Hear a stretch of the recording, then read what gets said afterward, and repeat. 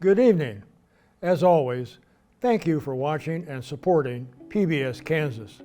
I am Ted Ayres, and I want to welcome you to a special edition of Inside the Cover. In an effort to provide our viewers with a more lengthy and considered program about books and reading, we have expanded our show. Please let us have your feedback as we seek to improve and enhance our programming for you. Tonight's book is Celebrating Kansas Breweries by Michael J. Travis.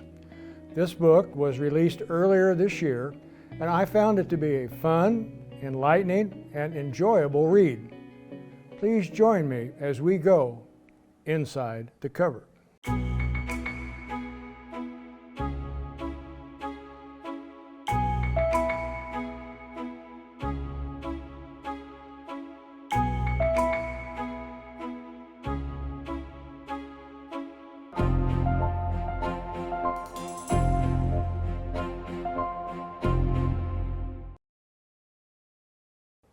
Michael Travis is a graduate of the University of New Hampshire. He worked in corporate retail for years, spending the bulk of his career with Payless Shoe Source in Topeka. The pandemic forced him to redefine his professional career after losing a position in the first year that COVID struck.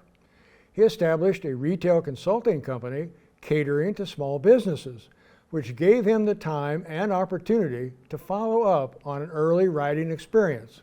His spiral-bound journal capturing a 1972 family summer road trip in a blue Volkswagen van to the West Coast and back. Michael Travis is a man who appreciates his family, a social man who enjoys people and conversation, a fellow who likes beer, and a man who is enthusiastic about Kansas and particularly optimistic about the future of the state and the many small towns spread across our 105 counties where craft breweries have been established. Michael, welcome to this special edition of Inside the Cover. Thank you for taking the time to visit with our viewers across South Central Kansas. And we'll get started if you're ready. Absolutely. Thank you. In the introduction, I referenced your 1972 family summer road trip in a blue Volkswagen van to the West Coast and back. Tell us about that trip and how it laid a foundation for this book. The trip was memorable from the moment we were about ready to embark. So my two brothers and my younger sister and I were just about ready to step into our VW bus in our assigned seating, driven by my older brother. And we thought, you know, we're on a journey, we're going to have fun. Our first stop's the Baseball Hall of Fame. Well, before we left the driveway, my mom paused and said, "Kids, you've got some homework on this trip." And she handed us, you mentioned, spiral-bound school notebooks, blank, 350 pages. And her challenge to each of us, from my baby sister who was 5 to my older brother who was 14, was to look at the trip on a daily basis and journal. So, you know, that trip, Ted, brought to me a love for being on the road. We put a lot of miles on that VW bus, but very importantly, it also instilled a passion for capturing what I thought might be the story of the day. Wonderful. And if I may ask, how old were you when you began that trip? I was 10. Wow. Still have the journal? Yes, I do. In fact, it sat next to me as I wrote this book as inspiration. Oh, wonderful. And kind of kept me grounded through the entire process. Well, you talk about on that trip mileage. You put 6,000 miles on your Honda Pilot as you traveled for 28 consecutive weeks, visiting 59 breweries in 37 cities and communities. Was it worth it? Absolutely. Ted, I think it was priceless for me. I mentioned in the book that the journey took place during the pandemic. And what was so striking to me during the journey, and as I reflect back on it, I met more people and made more friends during a pandemic year than I have in my entire life. The trip was a journey. And I was blessed to have the opportunity to meet some wonderful people from all walks of life who are pouring their passion into making a difference in their communities through a vehicle of craft brewing. Would you say, Michael, that the trip was therapeutic for you? It was. You mentioned that, I went to the University of New Hampshire, so I am a New Hampshire kid. Our girls have grown up in Kansas, and I'm proud to say I'm a Kansan. I've said that across the board in many of the events I've had supporting the book. But I found the quiet state highways and the landscape between my visits very therapeutic. I fell in love with the state all over again. In many ways, I went to communities I'd never been to. So it was therapeutic from that standpoint, and it was inspirational when I would take the time, which typically could be a 2-hour visit with owner/brewer, sometimes the same people, talking about their passion for what they do. I found that very inspirational as well. We'll talk about it later, perhaps, but I was struck in reading your book that you really do have a passion for Kansas. It comes out very clearly in your book. It was there to begin with, because obviously jumping in a car and taking a couple days a week and putting a lot of miles on the car and at times facing some hazards on the journey, I had to have the energy and drive to do it. But I was so excited at the opportunity to really start peeling back the layers on the stories of these people and the communities that they're in, and couldn't wait to hit the road, quite frankly, Ted. Could not wait. And that comes out very clearly in your book, which I think is the reason it's so readable and so fun to read. And in that regard, Michael, what has been the response to the book?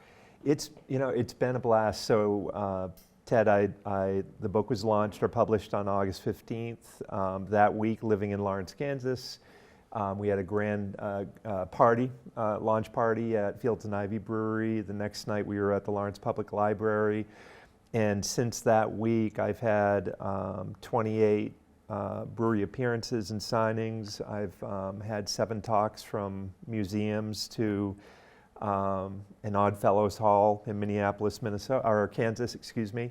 And what's been so heartwarming is I've heard stories, whether I've, through a combination of seeing posts, a great story. These 2 guys came into 1524 Brew House in Clay Center with my book in hand. And they're dear friends that don't live in the same community. One had gifted my book to the other gentleman, and they decided that they wanted to relive my book. So they have started the journey going to every brewery. I just wrapped up last weekend with a festival called Beers of the Caw in Lawrence. And what was, again, heartwarming, I heard stories about my book being on a bedside table. And I had readers of my book come up as they were tasting beer saying, "I love your book. We've found some new discoveries." And that's exactly what I was hopeful would happen as book fans picked up the book and started turning the pages. I would think, Michael, as an author, that has to be very gratifying to see the impact that your writing and your book is having on Kansans and people in our state. It was striking, Ted, because the first day I was out in the public, signing the book and being called an author, I really struggled with it. And what I found during these events was I was almost benefiting in the same way as I did during the journey of writing the book, through meeting people that wanted to talk to me about, the dad they wanted me to sign it for, or the home brewing they're doing. So I was making connections in a different way, and have worked really hard to try to personalize on the fly what I've been signing to all these folks to try to connect with them. But it's been humbling, and it's been incredibly exciting. I bet. On the same side. And we may talk about this, but one of the fascinating things about your book was, and I think it comes out in your writing and in the stories you tell, but you clearly connected, to use your word, with these brewers and entrepreneurs around Kansas. And I think that is one of the reasons the book is so readable. You wrote that writing the book did come with some roadblocks, including a herniated disc injury. Did you suffer that injury on the road? I'm sure the road didn't help it. So I have a history of some back issues from many years ago, and I would say maybe it was from lifting one too many pints. But yes, I did suffer that herniated disc, and that sidelined me for almost 2 weeks, to the point where I couldn't even sit to do the writing. Wow. So I was sidelined and anxious to get back out on the road. I bet. Yes. I have to ask, any other roadblocks, any traffic tickets along the way? No traffic tickets, but I did have a very close encounter with a beautiful buck on a state highway as I was heading from one brewery to another. Dusk had fallen on one of our classic Kansas state highways, and all of a sudden I saw movement.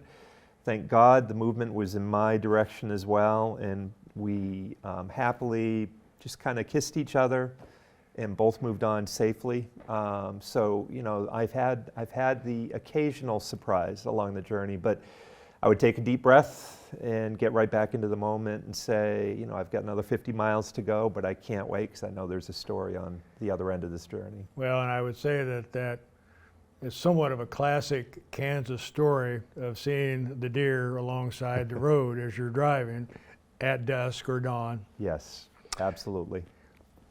Michael, what was the hardest part of writing this book? Well, one of the first hurdles was working around the pandemic. Quite frankly, a lot of breweries had to go through kind of redefining how they were approaching their business model, and a lot of that centered around reducing hours. And I'm trying to map out and keep pretty concise, hitting 59 breweries in a window of time that I felt I needed to address it. So from a calendar management standpoint and from scheduling, it was very challenging at times. Thus, that created a lot of repeat journeys to get back to see more folks. So that was a significant hurdle. I did not have a hurdle with writing the story. I think the other heavy lifting I had, quite frankly, Ted, was through these wonderful conversations. I had 180 hours of audio tape that I needed to go back and listen to moment by moment, because quite frankly, these brewers and owners really helped write the story.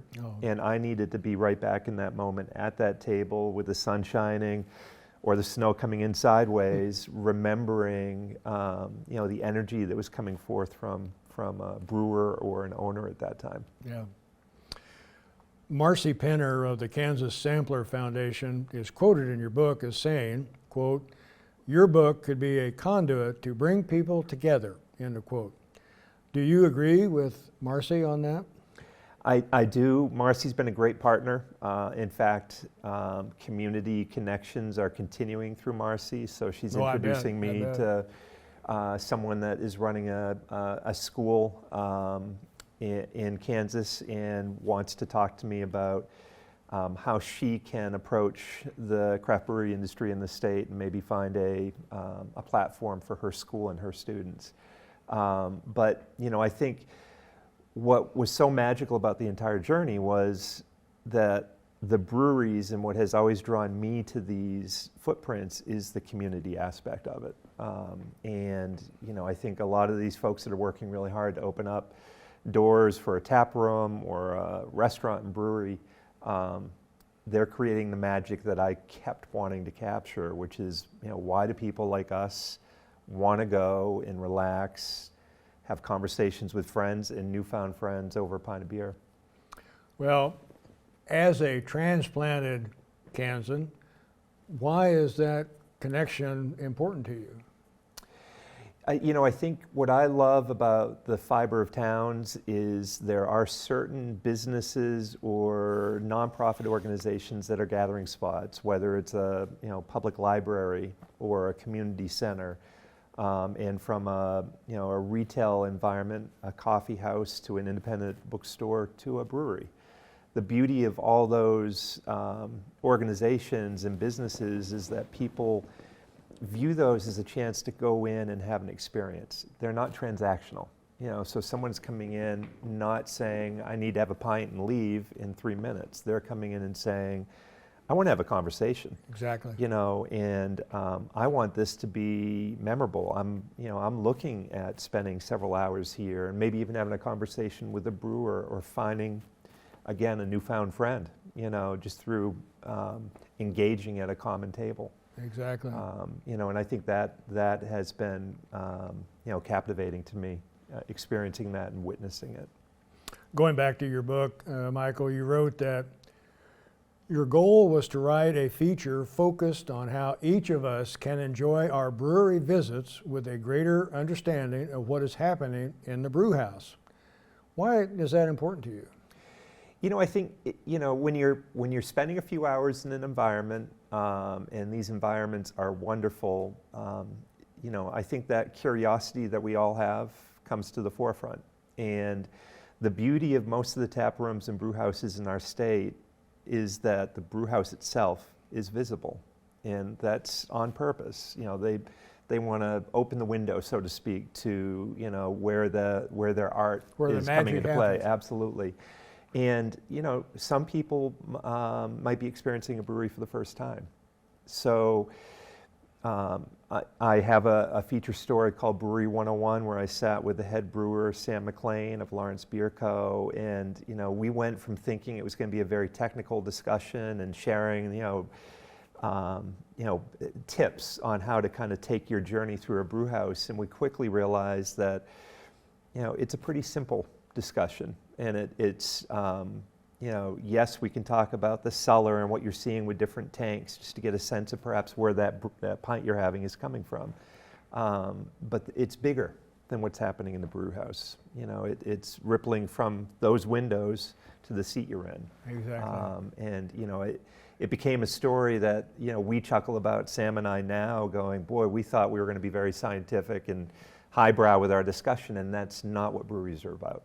Yeah. And that's really what brought us back down to, it's a place for us to relax, and give people a sense of what that window to the world is, but we don't need to get technical. Well, and it's really a place to socialize and to connect with our fellow human beings, our fellow Kansans.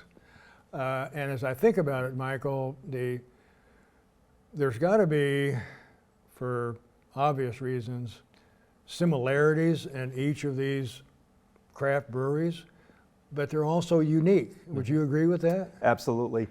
Great example, I can talk about Little Tap Room in Cortland, Kansas. A young couple opened up a tap room called Irrigation Ales in the town of just under 300 people.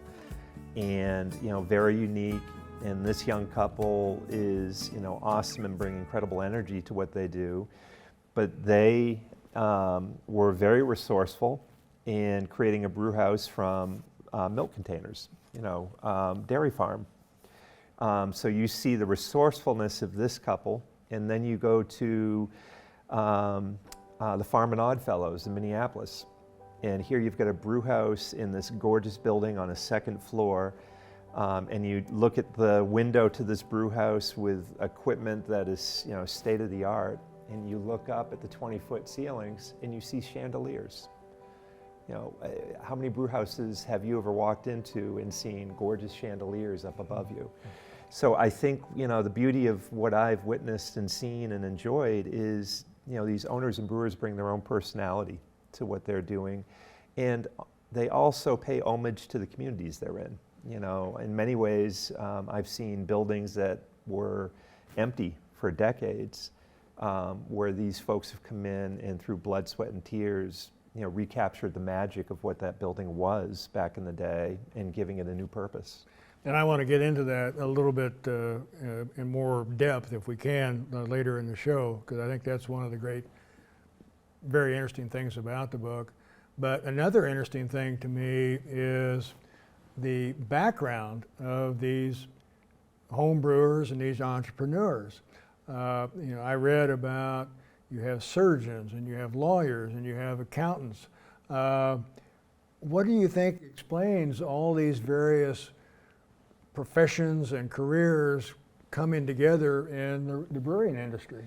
Well, I think it starts with these people they love people and they love community. So, you fuse that with, in many cases, these folks have spent time homebrewing, or have been in a neighborhood with a great home brewer and found through the love of hanging out on that driveway that they have a passion for what's, the magic that's happening in, a small brew house sitting in that garage. But I think that that passion, that outlet, is something that these surgeons, these firefighters, these doctors, these folks from nonprofit, these attorneys, want to find a way to kind of unleash, very similar to what I've experienced myself, with, finding a blank canvas and having a publisher giving me the opportunity to put some words down, and hopefully capture the magic. I think it's people, it's passion, and it's in many ways it's kind of chasing a dream and wanting to make a difference in a different way. That's such a great analogy, the blank canvas and capturing a dream. That for those of us who love writing and books and reading, that's the magic of the craft of putting a book together, to me. Did you ever do any home brewing, Michael? Very unsuccessfully, Ted. I tried twice using, the infamous Mr. Beer kit that some of our brewers actually started on and quickly graduated from. I didn't graduate. I failed, and I fell back kind of looking at my wife, who looked at a kitchen that looked like a bomb had gone off, saying, I don't think this is for you. We love our breweries. Let's just continue to go and support our local businesses. And I was very happy to raise a pint to that and say cheers. Absolutely. Let's stay on that journey. Absolutely. There's just so much to talk about, and I want to try to get as many of my questions in as I can for our show and our viewers. You wrote in the book, Michael, that the last feature story, which was called It's a Small Town Sticking Around, is the most important story that you were going to write. Why is that? During the journey, I've mentioned a couple breweries in small communities of under 300 people. What I fell in love with and was truly inspired by Ted was during the travel and seeing these 59 breweries, I found 6 that either opened in 2021 or opened early this year in communities of under 2,500 people. And the common thread was, to me, it was really inspiring. Again, I'm getting chills just thinking about it, because typically you'd find a couple with one of them or both of them coming home, coming back from Denver, Colorado, or coming home because they were looking for a simpler life, a quieter life, and a life where they could kind of change the energy of what they were doing professionally and shift it into making a difference and kind of pouring it into a passion that they had. And we've all seen, as we've driven through the state, those sleepy, tired communities that are on the edge of no longer being. And I found it so exciting, as a witness, and have shared aggressively in a lot of my talks with the Kansans, that this is so heartwarming for us as a state, because we've got these folks coming back and putting a lot of risk into investing in a town of 300 people or 2,100 people, but the communities have just come out with such support, because they're creating a footprint, a gathering space for book events, for book clubs, for bringing your dogs and family and just relaxing and being part of a bigger community. And I think it really bodes well for us as a state. I would agree with that. And of course, I found several ongoing themes in your book. People returning to their hometown, the repurposing of buildings. I mean, the old mercantile stores, fabric stores, filling stations, skating rinks. It's just amazing, but fabulous to me that these buildings are being repurposed. Absolutely. As we come towards the end of our show, Michael, Benjamin Franklin is alleged to have said that God made beer because he loves us and wants us to be happy. Do you agree that beer is on a heavenly plane? Absolutely. I think this last weekend's a great example. My wife and I spent time at Manhattan Brewing, doing a book signing in the midst of a huge football weekend at K-State.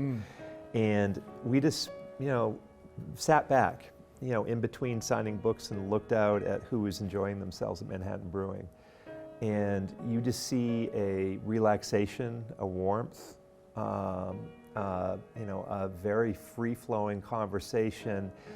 And I view that noise, that gathering of voices, as music, because it's a community that's very relaxed in a wonderful environment, and they're there for the experience, and I absolutely think Benjamin Franklin was spot on with what he had to say.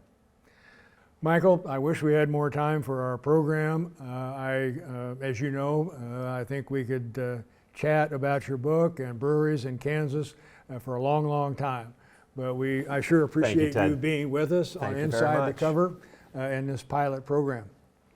Tonight's book has been Celebrating Kansas Breweries, People, Places, and Stories, written by Michael J. Travis, our wonderful guest tonight here in the studio on this expanded version of Inside the Cover.